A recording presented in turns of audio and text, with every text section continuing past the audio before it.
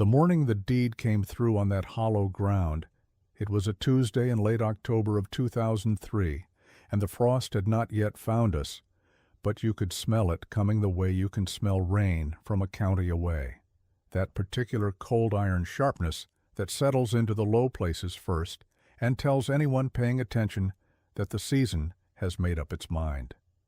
My wife, Eleanor, had driven 40 minutes each way to the county seat 3 separate times over the preceding 6 weeks, once to pull the tax records, once to sit with the assessor's clerk and ask about the lien history, and once to sign the papers that made 75 acres of vine-choked, creek-cut, briar-throttled ground in the hollow below our east fence line legally hers, for a figure I will tell you plainly was $4,200, because the county wanted the back taxes cleared and the previous owner's estate wanted it gone, and neither party was inclined to negotiate sentiment into the price. $4,200 for 75 acres. I want you to hold that number for a moment, because it will matter later in ways neither of us fully understood that Tuesday morning. The neighbor to the north, a man named Gerald, who ran a respectable row crop operation and drove a truck so clean I always suspected he washed it before any visit involving an opinion, pulled his window down at our fence line not 3 days after the deed was recorded. He looked out over what you could see of the hollow from the road, which was not much, mostly a tangle of wild grape and multiflora rose and ironwood so dense you couldn't push a man through it sideways. And he said politely, the way Gerald always said everything, that he hoped Eleanor knew what she had gotten into, because that ground had been standing in water since before either of us was born, and there wasn't a drainage contractor in the county who'd touch it for less than it would cost to buy something sensible. He wasn't being cruel. That was simply the shape of the truth as he understood it. I told him we appreciated the concern. I didn't tell him what Eleanor had found in the cedar chest in her grandmother's back bedroom the previous spring, because I wasn't sure yet what it meant, and I had learned by then that there are things you keep close until the ground itself confirms them. Eleanor's grandmother, a woman named Ruth, who had farmed 80 acres of her own ground for 51 years and outlived 2 husbands and 1 drought that broke most of her neighbors, had passed in February of that year at the age of 89. She left Eleanor the cedar chest and its contents, which included a marbled composition notebook with a cracked spine and a cover the color of old charcoal, filled in pencil in Ruth's careful, slanted hand. Eleanor had found the notebook in April, had read it twice through, and had then set it on the kitchen table one evening in May and told me there was something in it I needed to see. I put that off for 2 weeks, which I will own as the kind of delay that is not laziness exactly, but something more like superstition, the feeling that some things want to be approached on their own schedule. When I finally sat down with it under the kitchen light on a Wednesday night in late May, I read through Ruth's entries the way you read a field you've walked 100 times and are only now seeing clearly, with a slow accumulation of recognition. Ruth had kept the notebook from 1951 through 1974, and it was not a diary in any personal sense. It was a working record, the kind a methodical farmer keeps when she distrusts her own memory more than she distrusts the weather. Soil observations, drainage patterns after heavy rain, notes on where the creek ran in dry years versus wet years, sketches of fence lines and tree lines rendered in pencil with a practical hand, not artistic but precise. And on page 47, in the middle of an entry dated September of 1963, there was a single line that Ruth had underlined twice and followed with a question mark she had never, as far as the notebook showed, returned to answer. It said, "Old tile line running south from the Twin Oaks, never dug, could be deep, could be whole." I read that line 4 times.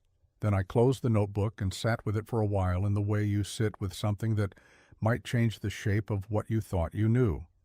I want to back up and tell you something about Eleanor, because she is the center of this story in ways that I sometimes forget to say plainly. Eleanor grew up on a farm 30 miles east of ours, the granddaughter of Ruth on her mother's side, and she came to farming not as an inheritance she resented or a tradition she merely tolerated, but as a thing she had chosen deliberately in her late 20s when she could have chosen other things. She had spent 3 years working for an agricultural lending institution after college and had seen, from the inside, the way that ground got valued and dismissed and overlooked by people who ran numbers without walking the acres. She had developed, over those 3 years, a particular skepticism toward assessments made at a distance, and a corresponding respect for the kind of knowledge that only accumulates through seasons, through watching what the water does and where the animals go, and which corners of a field dry first, and which ones hold wet into June when everything else is fit to work. When she found the notebook in the cedar chest, she read it the way she read everything related to ground, carefully, and without hurrying toward a conclusion. She told me later that the line about the tile on page 47 had not struck her immediately as significant. She had read past it, finished the notebook, slept on it, and woken up the following morning with the specific wordless certainty that she needed to read that page again. That is the kind of knowing that does not come from a spreadsheet. When she drove out to look at the hollow ground for the first time, in late April of 2003, she went alone on a morning when the frost had just let go and the ground was soft enough to read. She told me she spent 2 hours in there, moving slowly through the brush with a walking stick, watching where the water sat and where it moved and where it had cut the soil differently than the surrounding terrain suggested it should. She came home with mud to her knees and a look I recognized as the one she got when she had decided something and was waiting for the right moment to say it out loud. She said the ground in there was better than it had any right to be underneath the wet. She said the soil where she could get to it was dark in a way that did not fit the reputation of the place.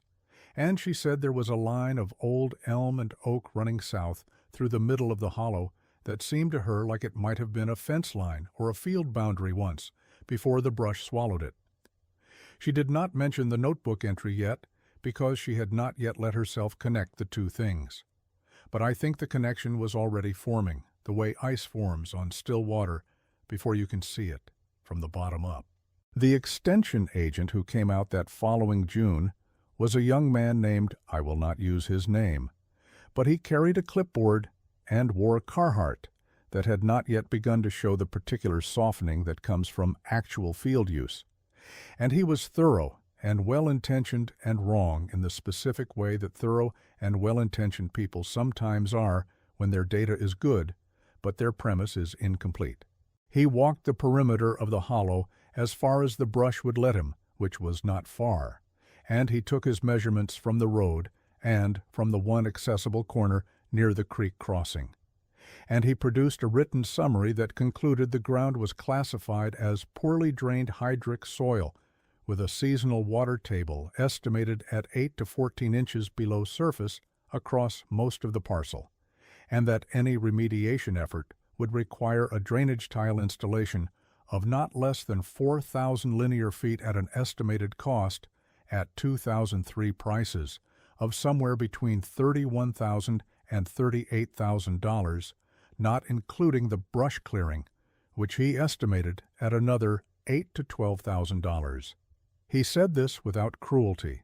He said the assessed value of the parcel, even remediated, would likely not exceed $20,000, given the topography and access constraints.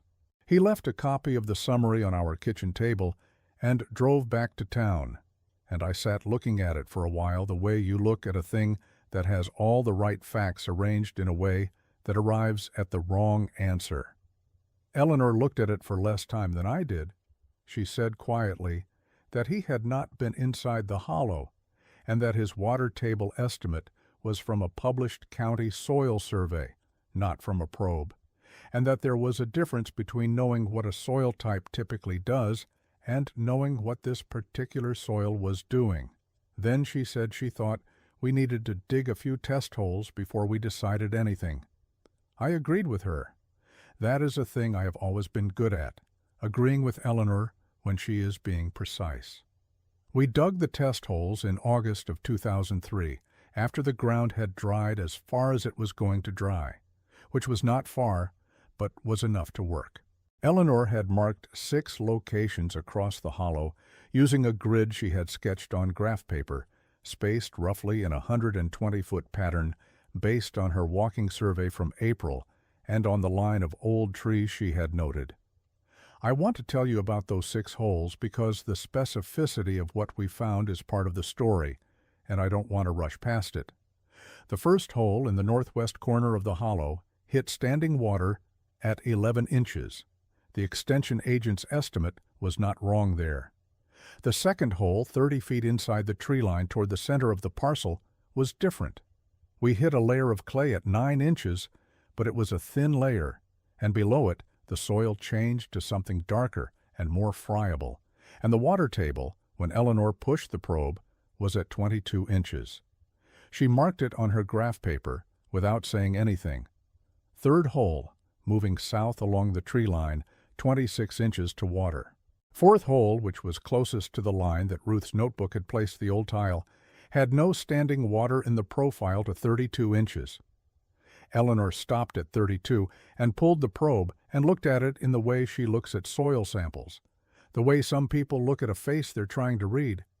She rubbed the soil between her fingers and smelled it, and then she said, flatly, that this was not the same ground as the county survey said it was. The 5th and 6th holes told the same story, both coming in between 24 and 29 inches to water, progressively drier as we moved south along the tree line. Eleanor stood at the 6th hole with her graph paper and her probe, and looked back north along the line we had walked, and she said without any particular drama that there was something working down there already, something moving water in a pattern that the surface condition had no business producing. I knew what she was thinking. We had both been thinking it since page 47. Old tile line running south from the Twin Oaks, never dug, could be deep, could be whole. The question was whether a tile line installed sometime before Ruth wrote that entry in September of 1963, perhaps 60 years before we were standing there, perhaps more, could still be functional. I did not know the answer to that. Eleanor did not know the answer either, but she knew someone who might. The man Eleanor called was not an extension agent and not a drainage contractor in the conventional sense. He was 67 years old in 2003 and had spent 41 of those years installing, inspecting, repairing, and, in his words, reading drainage tile across 6 counties, and he had retired 2 years earlier and now spent his mornings drinking coffee and his afternoons doing, as he put it, whatever interested him.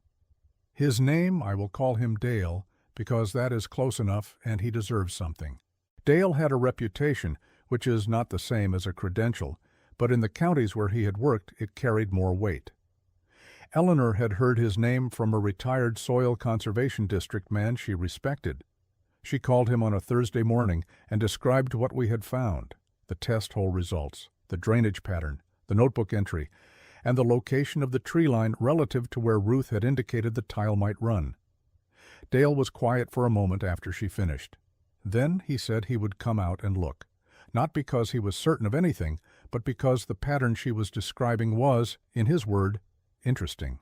He came on a Saturday morning in late August, driving a faded half-ton with a wooden toolbox in the back and a tile probe that he had made himself from Schedule 40 pipe and a turned steel point, and he spent 3 hours in the hollow while Eleanor and I stayed mostly out of his way, because he was the kind of man who worked by a process he did not narrate and did not want interrupted. He emerged at the south end of the hollow at noon with his boots caked and his probe in his hand, and a look that was not excitement exactly, but was the particular stillness that comes over a man who has just found what he was hoping to find, but does not want to say so before he has thought it through. He stood at the tailgate of his truck and cleaned his probe with a rag, and did not say anything for a long moment. Eleanor waited. I waited. Dale looked down the line of trees visible from where we stood and said quietly that the tile was there. He said it with the same inflection you'd use to say the barn door is latched, plain and without decoration. He said it was clay tile, probably laid in sections.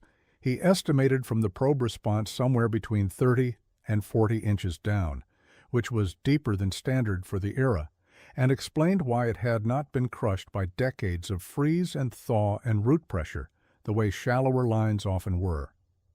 He said he could not tell us the condition of every section without a camera, but that the drainage profile we had documented in the test holes was consistent, in his experience, with a line that was largely intact and functional.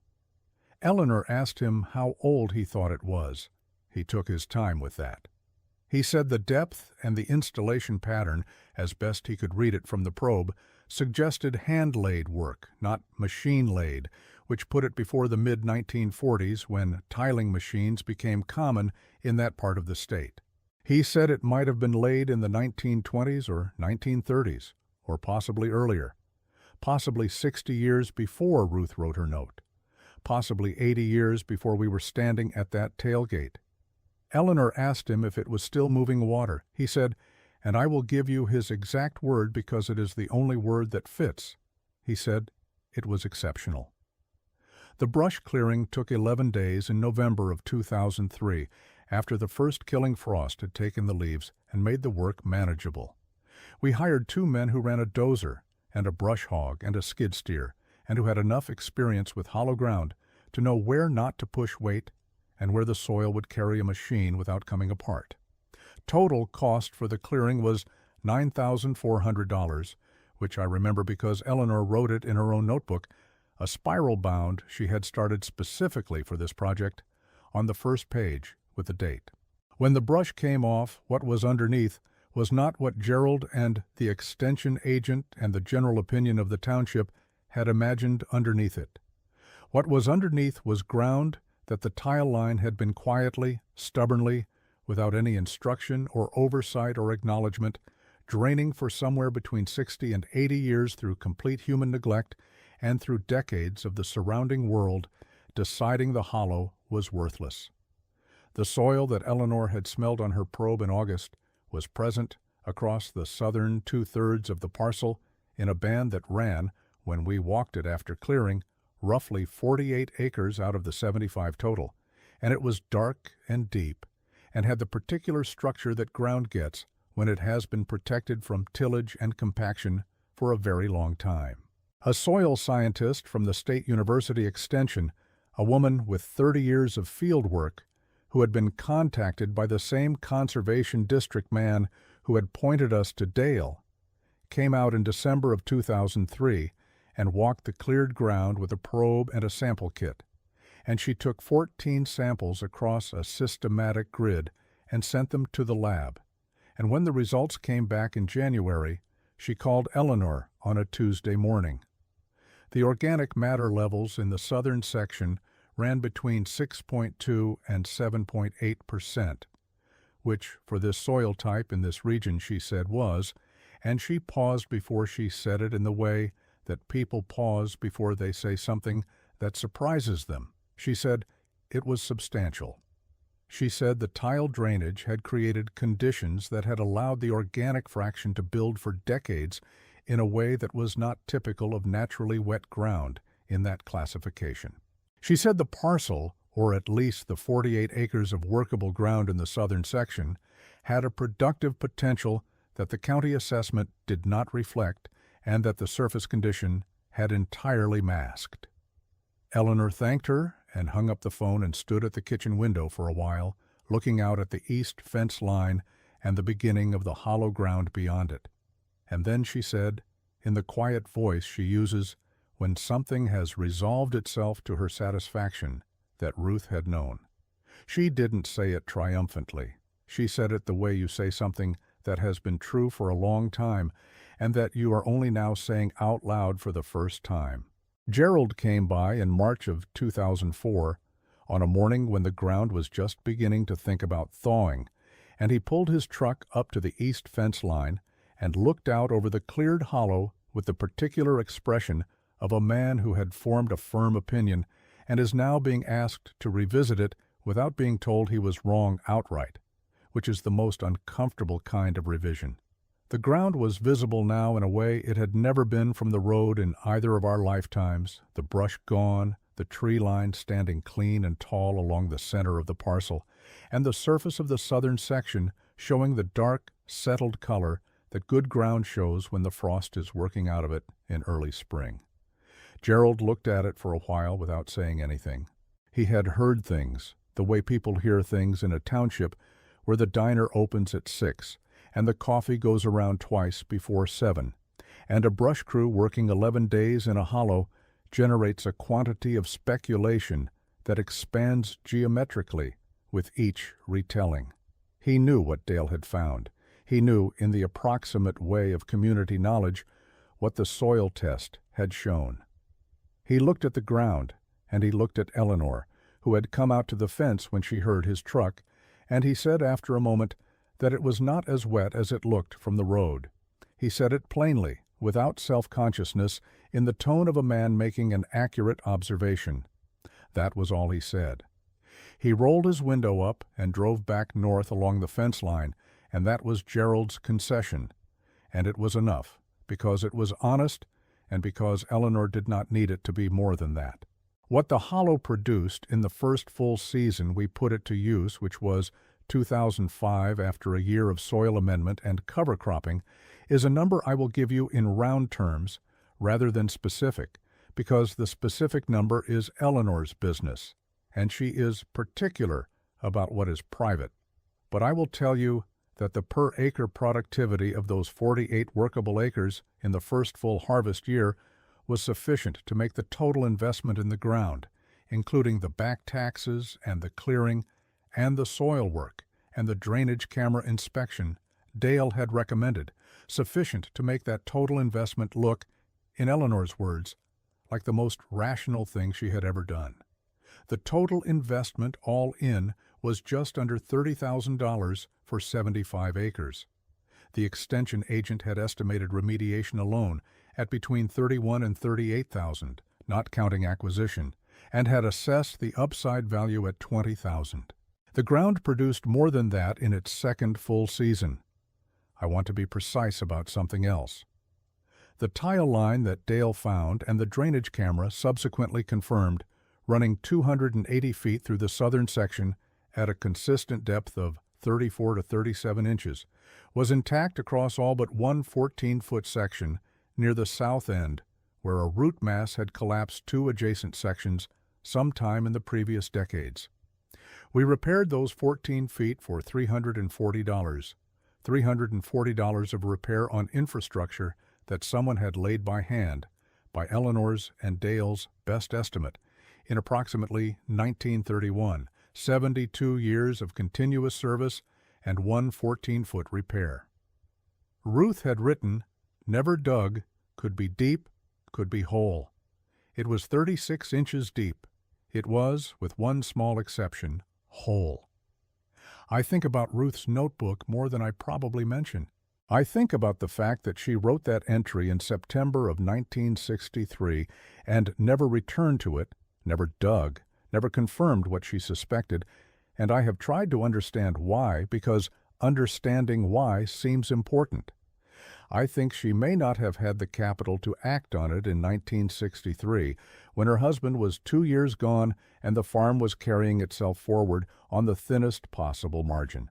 I think she may have been uncertain enough of what she had found or suspected that she did not want to spend money she couldn't recover on a theory written in pencil in a notebook. I think she may have intended to come back to it, and the seasons accumulated in the way they do, and the intention got covered over the way the hollow got covered over, gradually and without any single moment you could point to as the turning. And I think about the fact that she did not throw the notebook away. She kept it for 40 more years after that September entry, kept it in a cedar chest that she knew Eleanor would open, and I do not think that was an accident. I think it was the closest Ruth could come to saying, "This is unfinished. Someone with more time and more circumstances should finish it." The old tile line had been laid before Ruth was a young woman. It had drained the ground through the Depression and through the war, and through the decades of prosperity and neglect and changing land values that followed, down there in the hollow where no one was watching and no one was giving it credit, just quietly doing the work it was built to do. And the ground had responded in the way that ground responds to patient, consistent attention, by becoming more than anyone looking at the surface would have guessed it could be. Eleanor says the difference between a problem and a lesson is whether you were paying attention when it resolved. Ruth was paying attention. She just didn't have the page to write the resolution on. Eleanor wrote that page. And I have been grateful every year since, in the particular, undemonstrative way that farming teaches you to be grateful, not with noise, but with the specific recognition that something was given and something was received, and the chain between the dead and the living is made of exactly these quiet, practical acts of attention and record-keeping and faith in the possibility that the ground is better than it looks from the road. If you have ground that everyone else has written off, or a notebook from someone who is gone, or an old line in a ledger that was never followed to its end, I would like to hear about it in the comments. And if this kind of slow story is the kind of story that means something to you, subscribe, because we move at this pace on purpose, and we are not done with this ground yet.